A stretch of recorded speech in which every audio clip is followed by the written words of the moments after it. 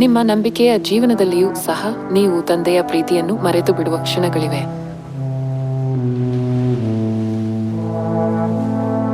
ಆದರೂ ನಿಮ್ಮನ್ನು ಶಾಶ್ವತ ಮರಣದಿಂದ ಬಿಡಿಸಿ ನಿಮಗೆ ನಿತ್ಯ ಜೀವವನ್ನು ನೀಡಲು ತನ್ನನ್ನೇ ತ್ಯಾಗ ಮಾಡಿದ ನಮ್ಮ ಪರಲೋಕ ತಂದೆಯ ಪ್ರೀತಿಯನ್ನು ನೀವು ಎಂದಿಗೂ ಮರೆಯಬಾರದು.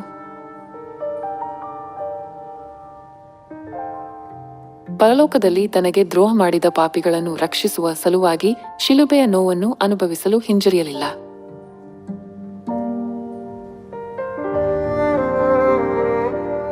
37 ವರ್ಷಗಳ ಕಾಲ ಅವರು ಕಷ್ಟಗಳನ್ನು ಸಹಿಸಿಕೊಂಡರು. ಆತನ ದೇಹವು ಗಡ್ಡೆಗಳಿಂದ ಗಟ್ಟಿಯಾಗಿ ಗಾಯಗಳಿಂದ ಕೂಡಿತ್ತು, ಆದರೂ ಅವರು ನಿಮಗಾಗಿ ಅದನ್ನೆಲ್ಲ ಸಹಿಸಿಕೊಂಡರು.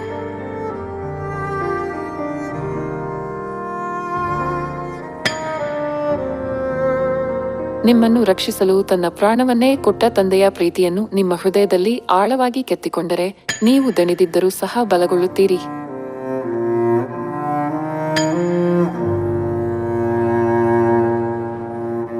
ನೀವು ಆತನ ಪ್ರೀತಿಯನ್ನು ಮರೆತು ನಿಮ್ಮ ಬಗ್ಗೆ ಮಾತ್ರ ಯೋಚಿಸಿದರೆ ಕಷ್ಟಗಳು ಅನಿವಾರ್ಯ.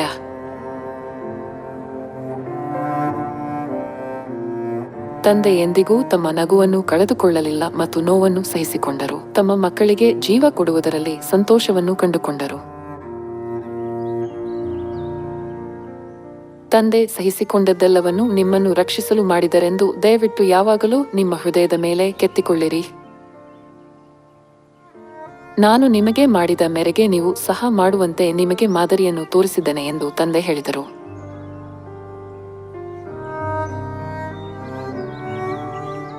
ನೀವು ತಂದೆಯ ಮಾದರಿಯನ್ನು ಅನುಸರಿಸುತ್ತೀರಿ ಮತ್ತು ಸಣ್ಣ ತ್ಯಾಗದ ಅಗತ್ಯವಿದ್ದರೂ ಸಹ ನಿಮ್ಮ ಸಹೋದರ ಸಹೋದರಿಯರನ್ನು ಪ್ರೀತಿಯಿಂದ ಮಾರ್ಗದರ್ಶನ ಮಾಡುತ್ತೀರಿ ಎಂದು ನಾನು ನಿರೀಕ್ಷಿಸುತ್ತೇನೆ. ಒಬ್ಬ ವ್ಯಕ್ತಿಯನ್ನು ಜಾಗೃತಗೊಳಿಸಿ ಪರಲೋಕ ರಾಜ್ಯಕ್ಕೆ ಮುನ್ನಡೆಸಲು ತ್ಯಾಗ ಅಗತ್ಯ.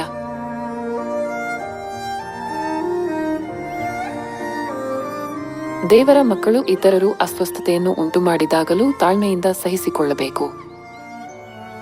ಎಂದಿಗೂ ಅವರನ್ನು ನೋಯಿಸಬಾರದು, ಬದಲಾಗಿ ಸ್ವತಃ ನೋವನ್ನು ಸಹಿಸಿಕೊಂಡು ಇತರರಿಗೆ ಸಮಾಧಾನವನ್ನು ಅನುಭವಿಸುವಂತೆ ಮಾಡಬೇಕು.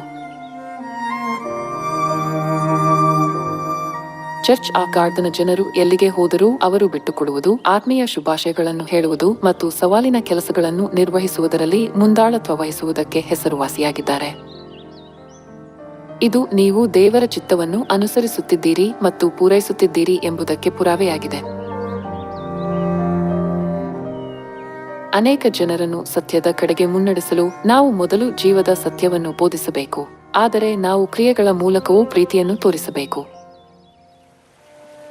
ಪ್ರೀತಿ ತಣ್ಣಗಾಗಿರುವ ಈ ಲೋಕದಲ್ಲಿ ಯಾರಾದರೂ ತಮ್ಮ ಬಗ್ಗೆ ನಿಜವಾಗಿಯೂ ಕಾಳಜಿ ವಹಿಸಿದಾಗ ಜನರು ತುಂಬಾ ಭಾವುಕರಾಗುತ್ತಾರೆ.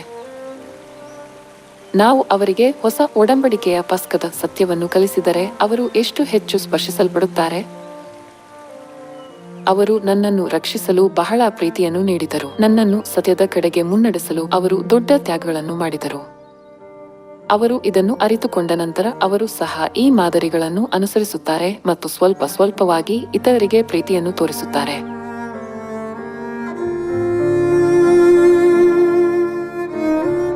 ತಂದೆಯ ಮಾದರಿಯನ್ನು ಅನುಸರಿಸಿ ನೀವು ನಿಮ್ಮ ಸಹೋದರ ಸಹೋದರಿಯರನ್ನು ಪ್ರೀತಿಯಿಂದ ನೋಡಿಕೊಳ್ಳಬೇಕು, ಅವರನ್ನು ಪರಲೋಕ ರಾಜ್ಯದ ಕಡೆಗೆ ಮುನ್ನಡೆಸಬೇಕು.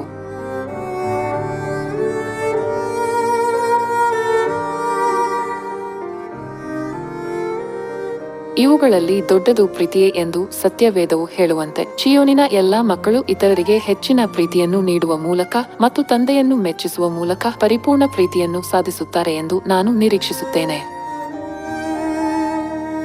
ತಂದೆಗೆ ಅತ್ಯಂತ ಸಂತೋಷಕರ ಸಂಗತಿಯೆಂದರೆ ಅವರ ಮಕ್ಕಳು ಬದುಕಲು ಸತ್ಯವೇದವನ್ನು ಶ್ರದ್ಧೆಯಿಂದ ಅಧ್ಯಯನ ಮಾಡುವುದು, ಶ್ರದ್ಧೆಯಿಂದ ಬೋಧಿಸುವುದು ಮತ್ತು ಶ್ರದ್ಧೆಯಿಂದ ಪ್ರಾರ್ಥಿಸುವುದಾಗಿದೆ. ನೀವು ಸಾಯುತ್ತಿರುವ ಆತ್ಮಗಳನ್ನು ಪಶ್ಚಾತ್ತಾಪಕ್ಕೆ ಮುನ್ನಡೆಸಿ ಪರಲೋಕ ರಾಜ್ಯಕ್ಕೆ ಕರೆತಂದಾಗ ತಂದೆ ಸಂತೋಷಪಡುತ್ತಾರೆ. ನೀವು ತಂದೆಯ ಪ್ರೀತಿ ಮತ್ತು ತ್ಯಾಗವನ್ನು ನಿಮ್ಮ ಹೃದಯದಲ್ಲಿ ಕೆತ್ತಿಕೊಂಡರೆ ಮತ್ತು ಅವರ ವಾಕ್ಯವನ್ನು ಕೈಗೊಂಡು ಪರಲೋಕ ರಾಜ್ಯವನ್ನು ಪ್ರವೇಶಿಸುವ ಸಂಕಲ್ಪದಿಂದ ಪ್ರಾರ್ಥಿಸುತ್ತಾ ಬೋಧಿಸಿದರೆ ತಂದೆ ಬಹಳ ಸಂತೋಷಗೊಂಡು ಕಣ್ಣೀರು ಸುರಿಸುವರು. ನಾವು ಪರಲೋಕಕ್ಕೆ ಹೋದಾಗ ಈ ಎಲ್ಲಾ ಪ್ರಯತ್ನಗಳ ಮೂಲಕ ನಾನು ಈ ಸಹೋದರನನ್ನು ಹುಡುಕಿದೆ ಮತ್ತು ಅವರನ್ನು ಪರಲೋಕಕ್ಕೆ ಕರೆತಂದೆ ಎಂದು ಹೆಮ್ಮೆಯಿಂದ ತಂದೆಯ ಬಳಿ ಹೇಳಿಕೊಳ್ಳಲು ಸಾಧ್ಯವಾಗುವಂತೆ ಒಳ್ಳೆಯ ಕಾರ್ಯಗಳನ್ನು ಮಾಡೋಣ. ನಿಮ್ಮನ್ನು ಕರೆದು ತನ್ನ ಮಕ್ಕಳನ್ನಾಗಿ ಮಾಡಿಕೊಂಡ ತಂದೆಯ ಕೃಪೆಯು ತುಂಬಿ ತುಳುಕುತ್ತಿಲ್ಲವೇ? ತಂದೆ ನಿಮ್ಮನ್ನು ಸರ್ವಶಕ್ತ ದೇವರ ಮಕ್ಕಳನ್ನಾಗಿ ಮಾಡಿದ್ದಾರೆ. ಸುವಾರ್ತೆಯಲ್ಲಿ ಒಟ್ಟಿಗೆ ಕೆಲಸ ಮಾಡಲು ನಿಮಗೆ ಅವಕಾಶ ಮಾಡಿಕೊಟ್ಟಿದ್ದಾರೆ ಮತ್ತು ನಿಮ್ಮನ್ನು ಪರಲೋಕ ರಾಜ್ಯಕ್ಕೆ ಮುನ್ನಡೆಸುತ್ತಿದ್ದಾರೆ. ತಂದೆಗೆ ಕೃತಜ್ಞತೆ ಸಲ್ಲಿಸುತ್ತಾ ಈ ಭೂಮಿಯ ಮೇಲಿನ ಎಲ್ಲಾ ಕಷ್ಟಗಳನ್ನು ಜಯಿಸಿ ಅದ್ಭುತವಾದ ಪರಲೋಕವನ್ನು ಪ್ರವೇಶಿಸುವ ಸಂತೋಷವನ್ನು ಅನುಭವಿಸೋಣ. ಈ ಭೂಮಿಯ ಮೇಲಿನ ಜೀವನ ಸುಲಭವಲ್ಲದಿದ್ದರೂ ನಮಗೆ ಪರಲೋಕದ ನಿರೀಕ್ಷೆ ಇದೆ.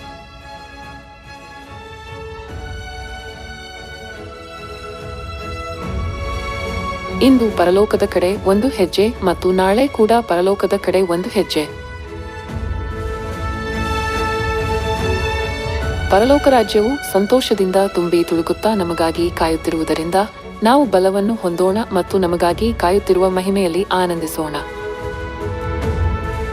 ನಿರಂತರವಾಗಿ ಪ್ರಾರ್ಥಿಸಿರಿ ಎಂದು ದೇವರು ಹೇಳುವುದರಿಂದ ನಿಮಗೆ ಅಗತ್ಯವಿದ್ದಾಗಲೆಲ್ಲ ಇನ್ನೂ ಹೆಚ್ಚಾಗಿ ಪ್ರಾರ್ಥಿಸಿ. ತಂದೆ ಶಿಷ್ಟ ಭಿನ್ನಹಕ್ಕೆ ಹತ್ತಿರವಿರುವುದರಿಂದ ನೀವು ತಂದೆಯಲ್ಲಿ ನಂಬಿಕೆಯಿಂದ ಪ್ರಾರ್ಥಿಸಬೇಕು.